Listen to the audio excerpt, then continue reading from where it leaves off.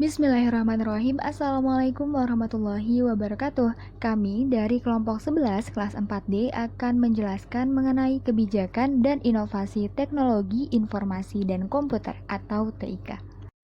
Adapun anggota dari kelompok 11 ada Lutfiah Nur Eka Fauzia dengan NIM 20087 absen 02, kemudian ada Nur Amaliyah dengan NIM 20923 absen 07, kemudian ada Dea Nur Hafifah dengan NIM 2004372 absen 23, dan Widya Dwi Cahyani dengan NIM 2004588 dengan absen 27. Sebelum kita membahas lebih dalam mengenai kebijakan dan inovasi TIK, kita harus mengetahui bagaimana konsep-konsep pembelajaran electronic learning. Sebelum itu, mari kita mengetahui apa sih yang dimaksud dengan teknologi informasi dalam pembelajaran. Jadi, istilah teknologi informasi lahir pada abad ke-20 yang diawali dengan terbentuknya masyarakat informasi. Istilah teknologi informasi yang menggunakan kata informasi pada dasarnya sangat berkaitan dengan istilah TK atau teknologi komunikasi yang lebih dikenal terlebih dahulu. Kita melihat ada teknologi komunikasi yang berfungsi sebagai penyalur informasi, ada juga teknologi informasi yang berfungsi sebagai penyimpan dan pengolah informasi. Fungsi yang terakhir inilah yang menyebabkan orang menyebutkannya teknologi komunikasi sebagai teknologi informasi. Menurut Richard Werner dalam Webster New World Dictionary and Communication disebutkan bahwa teknologi informasi adalah pemrosesan, pengolahan, dan juga penyebaran data oleh kombinasi komputer dan juga telekomunikasi. Teknologi informasi lebih kepada pengerjaan terhadap data. Teknologi informasi menitik beratkan perhatiannya kepada bagaimana data diolah dan diproses dengan menggunakan komputer dan telekomunikasi. Menurut Munir pada tahun 2004, dalam konteks yang lebih luas, teknologi informasi merangkum semua aspek yang berhubungan dengan mesin komputer dan juga komunikasi dan teknik yang digunakan untuk menangkap, mengumpulkan, menyimpan, memanipulasi, menghantar, dan juga mempersembahkan suatu informasi yang besar. Komputer juga yang mengendalikan semua bentuk idea dan informasi memainkan peranan yang sangat penting. Selanjutnya, kita akan mengetahui bagaimana hakikat teknologi informasi. Jadi, kemajuan teknologi yang menyatukan kemajuan komputasi, televisi, radio, dan juga telepon menjadi satu kesatuan atau integritas terbentuk sebagai satu revolusi informasi dan komunikasi global. Revolusi ini terwujud dari kemajuan teknologi di bidang komputer pribadi, komunikasi data dan kompresi, bandwidth, data storage, dan data akses, integritas multimedia, dan juga jaringan komputer. Teknologi informasi dapat menjadi alat pendorong ke arah kemajuan bangsa. Salah satu dampak terbesar adalah perkembangan pembangunan di bidang pendidikan. Hal yang merupakan jembatan menuju bangsa yang maju di mana masyarakat dapat memiliki alat-alat yang membantu mereka mengembangkan usaha dan juga menikmati hasilnya secara mudah, murah, dan juga merata.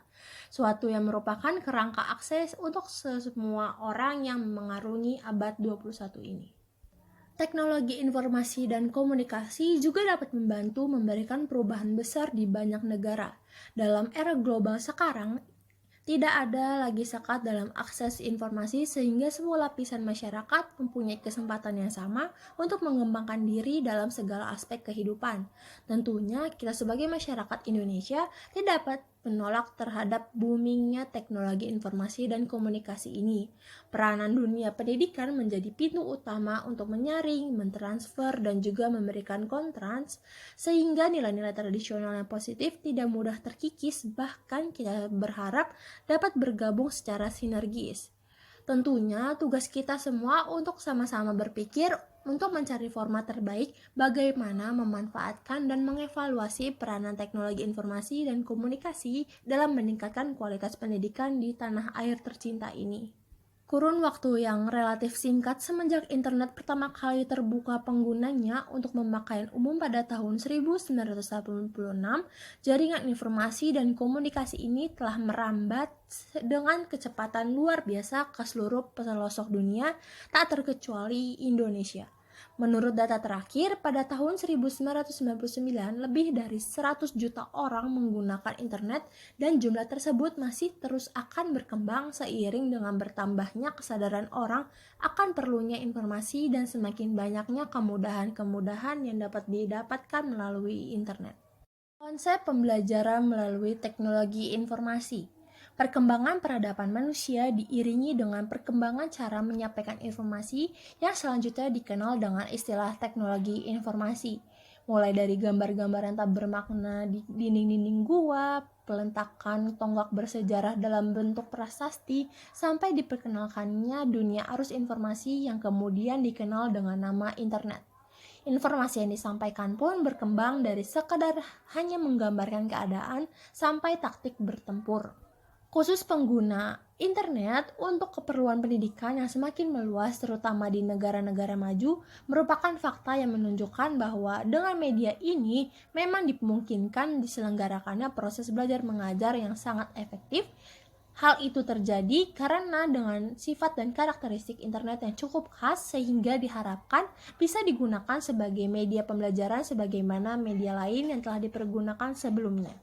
Menurut Bowser pada tahun 1999 disebutkan bahwa pemanfaatan internet sebagian bagian dari kegiatan pembelajaran di sekolah tidaklah sesederhana dan semudah yang dibayangkan karena banyak hal yang perlu dipelajari dan diperhatikan dan juga dilakukan dengan sungguh-sungguh sebelum menerapkannya.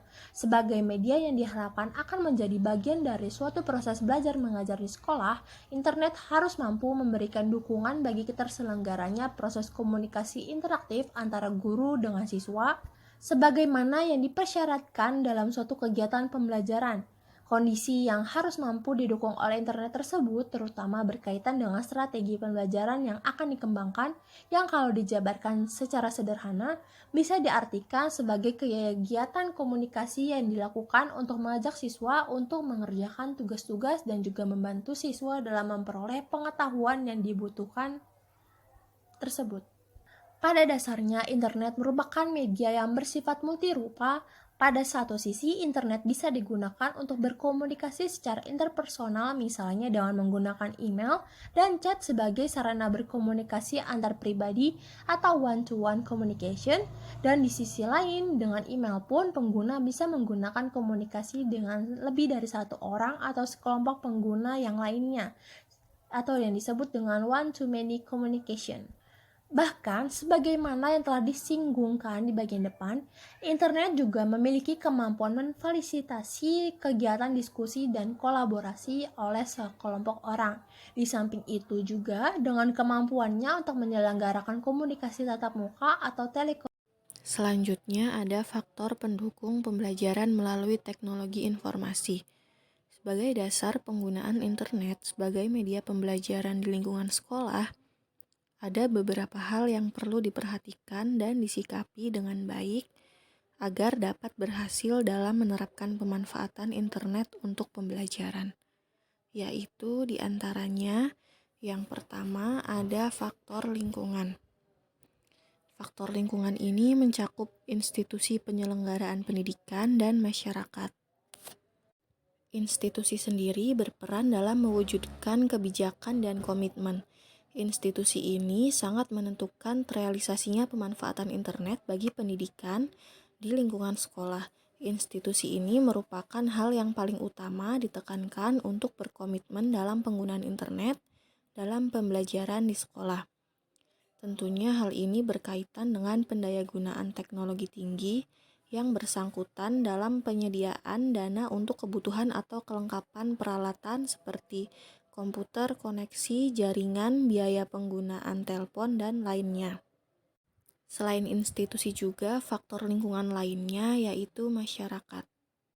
Lingkungan keluarga siswa merupakan hal yang paling penting karena keluargalah salah satu harapan untuk dapat menumbuhkan motivasi siswa untuk dapat memanfaatkan internet dalam kebutuhan pendidikan. Selain keluarga, lingkungan terdekat dan sangat mempengaruhi siswa dalam penggunaan internet adalah teman sebayanya atau peer group. Nah, selanjutnya faktor pendukung yang kedua adalah siswa. Siswa ini meliputi usia, budaya, latar belakang, gaya belajar, dan penguasaan bahasanya. Nah, yang ketiga ada guru. Guru ini meliputi gaya mengajar, latar belakang, usia, personality, dan pengalamannya. Peran guru ini juga sangat penting dalam keberhasilan pemanfaatan internet di sekolah. Berdasarkan penelitian di salah satu sekolah di daerah Bandung, menunjukkan bahwa motivasi pemanfaatan internet sekolah banyak yang bersumber dari guru-guru yang mempunyai kesadaran mengenai pentingnya penggunaan internet untuk menunjang kegiatan belajar mengajar. Faktor pendukung yang keempat yaitu faktor teknologi. Faktor teknologi ini mencakup jaringan, koneksi internet, perangkat lunak, dan beberapa kemampuan yang berkaitan dengan pengimplementasian internet di sekolah. Nah, untuk terselenggaranya pembelajaran yang berbasis internet, setelah melihat ketiga unsur di atas terpenuhi, maka faktor teknologi juga adalah suatu hal yang harus ada dan sesuai standar minimal baik yang terkait pada infrastruktur, peralatan, perawatan, dan pengoperasiannya. Idealnya, pemanfaatan internet untuk pembelajaran sekolah ini harus tersedianya beberapa komputer yang dapat mengakses internet untuk pembelajaran di sekolah. Akan lebih baik lagi jika komputer-komputer tersebut diletakkan di suatu ruangan seperti laboratorium komputer. Hal ini guna memudahkan siswa dan guru untuk lebih mudah mengakses internet. Materi selanjutnya adalah pengembangan model pembelajaran melalui internet. Model-model pembelajaran internet. Terdapat 3 bentuk sistem pembelajaran melalui internet yang dapat dipertimbangkan untuk dasar pengembangan sistem pembelajaran menggunakan internet, yaitu yang pertama ada web course, yang kedua ada web-centric course, yang ketiga ada web-enhanced course. Yang pertama web course, penggunaan internet untuk keperluan pembelajaran yang mana siswa dan guru dalam melakukan kegiatan pembelajaran sepenuhnya menggunakan internet. Dapat dikatakan juga web course ini merupakan penggunaan internet guna keperluan pembelajaran, yang mana seluruh kegiatan pembelajaran seperti bahan ajar, diskusi, penugasan, konsultasi, dan evaluasi seluruhnya disampaikan dengan internet. Dalam hal ini sebenarnya siswa dan guru itu terpisah, tetapi siswa dan guru dapat berhubungan setiap saat. Maka dari itu komunikasi siswa dan guru lebih banyak dilakukan secara asinkronus dibandingkan dengan sinkronus. Model yang kedua ada web-centric course. Model web-centric course ini sebenarnya hampir sama dengan web course. Tetapi web-centric course ini hanya sebagian yang disampaikan melalui internet, seperti bahan ajar, konsultasi, diskusi, dan latihan saja. Sedangkan ujian dan kegiatan pembelajaran lainnya dilakukan secara tatap muka. Walaupun proses pembelajarannya sebagian dilaksanakan secara tatap muka, tetapi persentase pembelajaran tatap muka lebih kecil dibandingkan dengan persentase pembelajaran dengan internet. Seperti yang telah disampaikan di awal, bahwa model ini sebenarnya hampir mirip dengan model web course.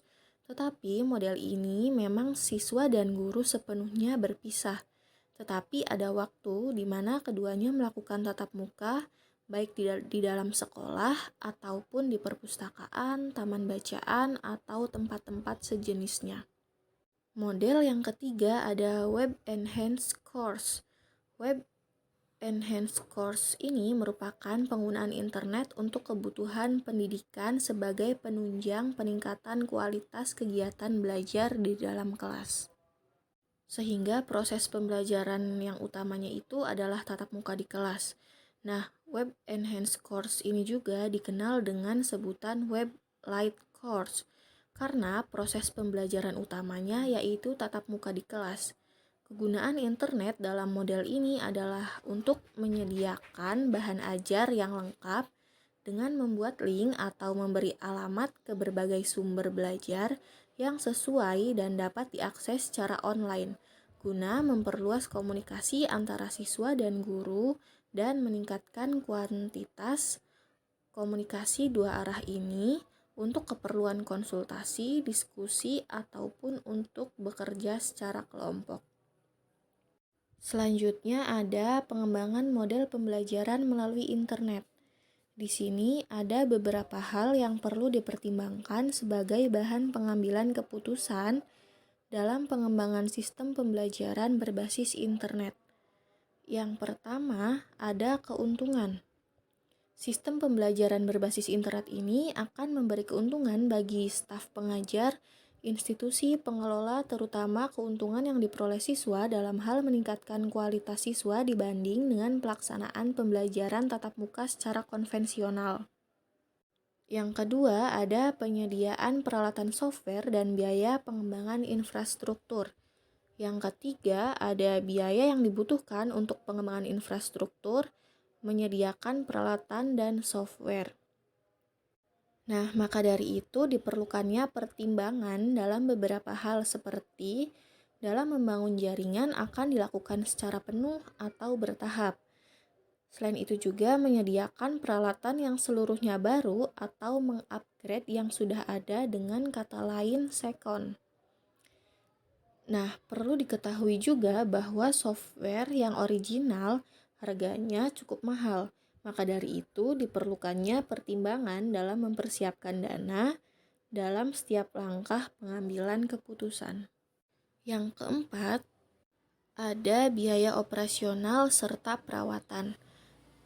Seperti yang kita ketahui, suatu sistem jika dikelola dengan baik, maka akan berjalan dengan baik juga. Maka dari itu, dalam pembelajaran berbasis internet juga dibutuhkannya biaya operasional dan perawatan yang tentunya tidak sedikit. Yang termasuk biaya operasional adalah biaya langganan ISP atau Internet Service Provider, honor pengelolaan, biaya pulsa telepon, dan biaya langganan saluran telepon tersendiri. Sedangkan yang termasuk biaya perawatan adalah penggantian komputer yang mengalami kerusakan, baik karena kesalahan dalam penggunaan atau faktor usia. Maka dari itu, untuk menanggulangi biaya operasional dan perawatan, dapat dilakukan pendayagunaan sistem tersebut supaya bisa menghasilkan uang. Misalnya dengan membuka usaha warnet umum, membuka pelatihan, dan lainnya. Yang kelima ada sumber daya manusia. Dalam proses pengelolaan dan pengembangan jaringan dan sistem pembelajaran diperlukannya sumber daya manusia yang berkompetensi dan berintegritas yang tinggi. Mengenai hal ini akan lebih baik dilakukannya seleksi dan persiapan tenaga-tenaga yang berkompetensi dalam bidang tersebut, antara mengambil dari tenaga yang sudah ada ataupun merekrut tenaga-tenaga baru. Sebagai bekal, tenaga-tenaga tersebut harus diberi pelatihan agar dapat menghasilkan tenaga-tenaga yang berkualitas. Yang keenam ada siswa.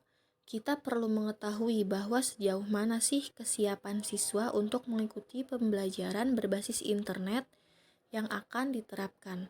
Tentunya perlu dilakukannya beberapa hal supaya tetap kondusif agar siswa ikut serta secara aktif dalam pembelajaran berbasis internet ini. Nah, berdasarkan pengkajian dan pertimbangan seperti yang telah dibahas di atas, yang kemudian sistem pembelajaran berbasis internet ini dikembangkan melalui 3 cara, yaitu yang pertama ada seluruhnya memanfaatkan fasilitas internet yang ada. Misalnya seperti IRC atau Internet Relay Chat, email, World Wide Web, milis atau mailing list, search engine, dan FTP atau File Transfer Protocol. Yang kedua ada menggunakan web course tools. Nah, maksudnya yang sebagian bisa didapatkan secara gratis atau ada juga yang didapatkan dengan cara membeli terlebih dahulu. Beberapa vendor yang mengembangkan web course tools seperti WebCity, Topclass, WebViews, dan lainnya. Yang ketiga ada tailor-made atau program pembelajaran yang dikembangkan sendiri sesuai kebutuhan, menggunakan bahasa pemrograman seperti ASP atau Active Server Page dan lainnya. Submateri selanjutnya adalah aplikasi pembelajaran melalui teknologi internet. Dalam proses pembelajaran, aplikasi e-learning mencakup aspek perencanaan, implementasi, dan evaluasi. Aplikasi perencanaan pembelajaran yang berbasis e-learning pada dasarnya memuat rencana, perkiraan, dan gambaran umum kegiatan pembelajaran dengan memanfaatkan jaringan komputer, baik intranet maupun internet. Pada prinsipnya, dalam perencanaan pembelajaran terdapat 4 komponen utama, yaitu materi atau bahan ajar, kegiatan belajar mengajar, dan evaluasi. Dalam implementasi pembelajaran, terdapat model penerapan e-learning yang bisa digunakan, yaitu selective model, sequential model, static station model, dan laboratory model. Yang pertama adalah selective model. Model selektif ini digunakan jika jumlah komputer di sekolah sangat terbatas. Misalnya hanya ada 1 unit komputer. Di dalam model ini, guru harus memilih salah satu alat atau media yang tersedia yang dirasakan tepat untuk menyampaikan bahan pembelajaran. Jika guru menemukan bahan e-learning yang bermutu dari internet, maka dengan terpaksa guru hanya dapat menunjukkan bahan pelajaran tersebut kepada siswa sebagai bahan demonstrasi saja. Jika terdapat lebih dari 1 komputer di sekolah atau kelas, maka siswa harus diberi kesempatan untuk memperoleh pengalaman langsung. Yang kedua yaitu ada sequential model. Model ini digunakan jika jumlah komputer di sekolah atau kelas terbatas, misalnya hanya 2 atau 3 unit komputer. Para siswa dalam kelompok kecil secara bergiliran menggunakan komputer untuk mencari sumber pelajaran yang dibutuhkan. Kemudian siswa menggunakan bahan e-learning juga sebagai bahan rujukan atau mencari informasi baru. Yang ketiga ada static station model. Model ini digunakan jika jumlah komputer di sekolah atau kelas terbatas. Sebagaimana halnya dengan sequential model, di dalam model ini guru mempunyai beberapa sumber belajar yang berbeda untuk mencapai tujuan pembelajaran yang sama. Bahan e-learning digunakan oleh 1 atau 2 kelompok siswa untuk mencapai tujuan pembelajaran yang telah ditetapkan. Kelompok siswa lainnya menggunakan sumber belajar yang lain untuk mencapai tujuan pembelajaran yang sama. Dan yang keempat ada laboratory model. Model ini digunakan jika tersedia sejumlah komputer di sekolah atau laboratorium yang dilengkapi dengan jaringan internet, di mana siswa dapat menggunakan secara lebih leluasa, yaitu 1 siswa 1 komputer. Dalam hal ini, bahan e-learning dapat digunakan oleh seluruh siswa sebagai bahan pembelajaran mandiri. Dan setiap model e-learning yang dapat digunakan dalam pembelajaran di atas masing-masing tentunya mempunyai kekuatan dan kelemahan, dan pemilihannya bergantung kepada infrastruktur telekomunikasi dan peralatan yang tersedia di sekolah. Bagaimanapun upaya pembelajaran dengan pendekatan e-learning ini perlu terus dicoba dalam rangka mengatasi permasalahan-permasalahan yang dihadapi di masa yang akan datang. Materi selanjutnya adalah kemasan dan teknologi pembelajaran melalui teknologi informasi. Pada submateri pertama, mengenai hakikat kemasan bahan belajar melalui teknologi informasi. Pada hakikatnya, pembelajaran pada intinya mencakup 2 hal, yaitu mengenai teknologi informasi dan mengenai pengembangan bahan ajar. Jadi dapat disimpulkan bahwa sudah seharusnya dengan adanya teknologi informasi yang sudah semakin berkembang pesat di zaman sekarang ini, kita bisa lebih mengembangkan bahan ajar yang dapat membantu peserta didik dalam belajar sehingga bisa mencapai tujuan belajar. Selanjutnya ada 3 prosedur pengembangan bahan ajar yang perlu kita ketahui, yaitu ada persiapan, penulisan draft bahan ajar, dan penyelesaian. Yang pertama adalah persiapan. Untuk menyusun suatu bahan ajar, ada beberapa hal yang perlu disiapkan, khususnya yang berkaitan dengan kurikulum, materi bahan ajar, dan sumber-sumber lain yang sekiranya akan diperlukan dalam penulisan bahan ajar, seperti foto, gambar, bagan, atau yang lainnya. Langkah pertama yang perlu disiapkan atau dipelajari tatkala akan menyusun bahan ajar adalah kurikulum dari suatu bidang studi atau mata pelajaran yang akan disusun bahan ajarnya. Kurikulum digunakan sebagai acuan, baik yang berkaitan dengan tujuan mata pelajaran, tujuan setiap topik, struktur materi bahan ajar, rancangan strategi atau metode, dan pengembangan untuk kegiatan evaluasi. Setelah kurikulum di atas difahami, langkah selanjutnya adalah mempelajari struktur materi dari bahan ajar yang dikembangkan, yakni terkait dengan scope dan sequence. Kedua hal ini harus dikembangkan sedemikian rupa dengan memperhatikan aspek-aspek metodologis dan psikologi anak didik.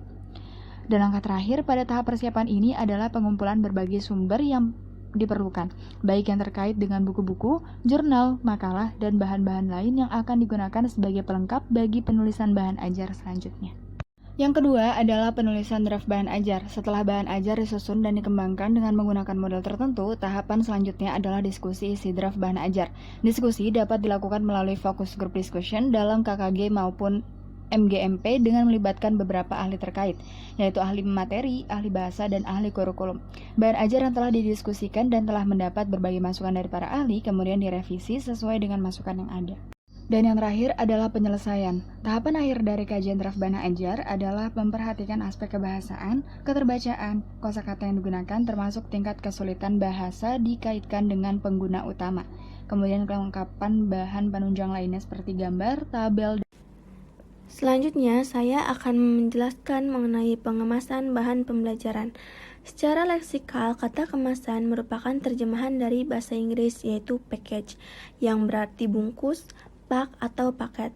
Sedangkan kata pengemasan merupakan terjemahan dari kata packaging, yang berarti mengepak atau membungkus. Dengan demikian, kemasan dapat diartikan sebagai produk yang dihasilkan oleh kegiatan atau proses pengemasan, yaitu proses desain dan pembuatan kemasan untuk barang eceran. Pengemasan diterapkan sama untuk semua produk konsumsi dan produk industrial. Ada dua alasan utama yang berkaitan dengan fungsi kemasan. Yang pertama adalah adanya suatu peradaban yang lebih kompleks dan standar kehidupan yang lebih tinggi yang menjadikan suatu produk perlu memiliki kemasan yang lebih rapi dalam pengertian fungsional. Yang kedua, kemasan menjadi suatu bagian penting dari proses penjualan dan pendistribusian berkaitan dengan minat pengguna untuk membeli atau menggunakan suatu produk. Sebuah kemasan yang baik tidak akan menjual apapun jika konsep pengemasannya tidak tepat, walaupun tidak berarti menjual produk yang buruk. Sedangkan sebuah kemasan yang buruk bisa memberikan citra yang jelek terhadap suatu produk yang sangat baik, bagaimanapun baiknya pemikiran dan konsep pengemasannya. Jika pengemasan akan digunakan semaksimal mungkin dalam proses pemasaran, kemasan harus menampilkan sejumlah fungsi vital. Kemasan harus melindungi produk dan menjaganya tetap dalam kondisi yang baik, memberikan kesan mudah difungsikan, mudah didistribusikan secara ekonomis, efektif biayanya, dan memiliki daya jual. Berdasarkan konsep kemasan dan pengemasan yang telah dijelaskan, maka dapat dipahami bahwa aspek kemasan merupakan bagian dari proses perancangan desain yang berkaitan dengan fungsi dan penampilan sebuah produk. Adapun produk yang dimaksud adalah bahan belajar melalui teknologi informasi. Dengan demikian, bahan belajar atau produk yang dimaksud harus memenuhi persyaratan terlindungi dan terjaga dalam kondisi yang baik, memberikan kesan yang mudah difungsikan, mudah didistribusikan secara ekonomis, efektif pembiayaannya, serta memiliki daya jual. Kemudian yang berikutnya ada kawasan teknologi pembelajaran. Berbagai pendekatan dapat digunakan oleh seorang perancang kemasan bahan belajar. Salah satunya adalah dengan menggunakan kawasan teknologi pembelajaran. Dalam kawasan teknologi pembelajaran terdapat 5 kawasan yang didasarinya, di mana para peneliti dapat berkonsentrasi pada satu bidang kawasan. Kawasan-kawasan yang dimaksud adalah kawasan desain, kawasan pengembangan, kawasan pemanfaatan, kawasan pengelolaan, dan kawasan penilaian. Berikut lebih jelasnya saya paparkan. Yang pertama, kawasan desain. Kawasan ini seringkali membatasi pada fungsi perencanaan, baik pada tingkat makro dan mikro. Dalam hal penggunaan teknologi, penelitian dan teori desain seringkali mengikuti eksplorasi praktisi mengenai kemuskilan dan kemampuan perangkat keras atau perangkat lunak yang baru. Secara umum, desain dalam kawasan teknologi pembelajaran adalah untuk menentukan kondisi belajar. Tujuannya untuk menciptakan strategi produk pada tingkat makro dan tingkat mikro. Kawasan desain setidaknya meliputi 4 cakupan teori dan praktek. Kawasan desain meliputi studi mengenai desain sistem pembelajaran, desain pesan, strategi pembelajaran, dan karakteristik pembelajaran. Yang kedua yaitu kawasan pengembangan. Kawasan pengembangan berakar dari persoalan produksi media. Pengembangan yang dimaksud adalah proses penerjemahan spesifikasi desain ke dalam bentuk fisik. Kawasan ini mencakup berbagai variasi teknologi yang digunakan dalam pembelajaran dan tidak hanya terdiri dari perangkat keras pembelajaran melainkan juga perangkat lunaknya. Kawasan pengembangan pada dasarnya dapat dijelaskan dengan adanya pesan yang didorong oleh isi, strategi pembelajaran yang didorong oleh teori, dan manifestasi fisik dari teknologi.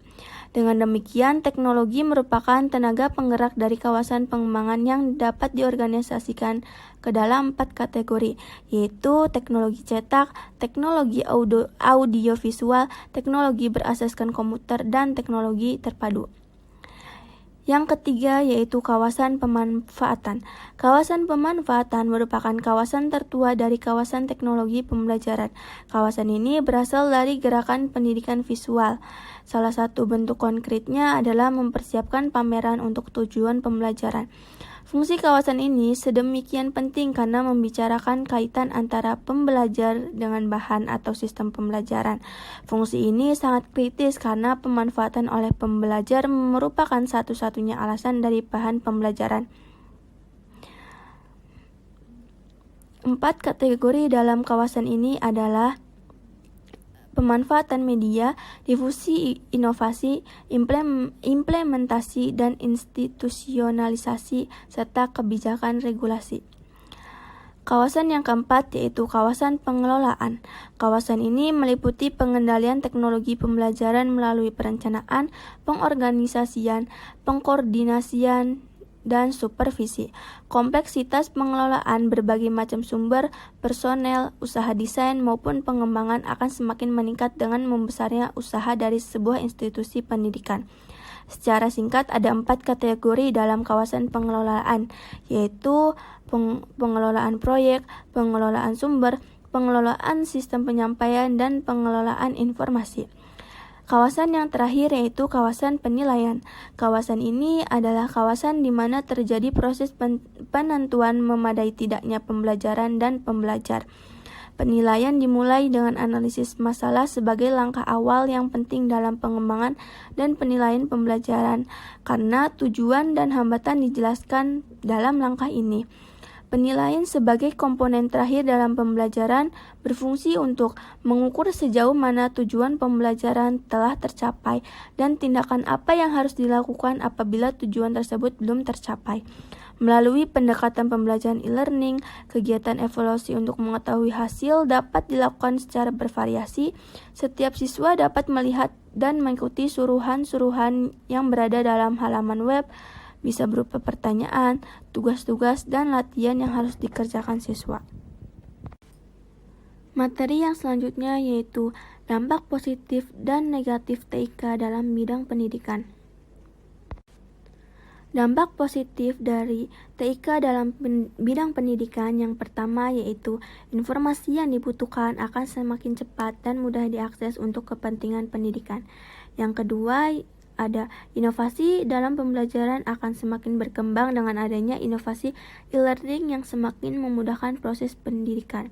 Yang ketiga, kemajuan TIK juga akan memungkinkan berkembangnya kelas virtual atau kelas yang berbasis telekonferensi yang tidak mengharuskan pendidik dan peserta didik harus berada dalam satu ruangan. Dan yang keempat yaitu munculnya metode pembelajaran yang baru yang dapat memudahkan siswa dan guru dalam proses pembelajaran.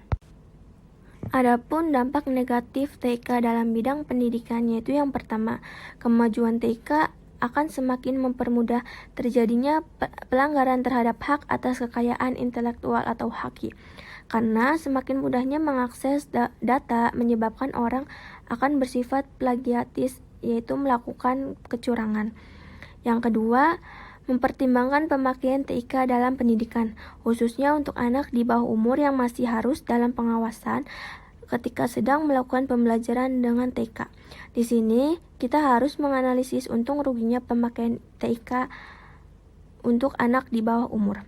Dan yang ketiga yaitu mahasiswa dan guru kadang-kadang bisa kecanduan aspek teknologi namun bukan isi pelajarannya.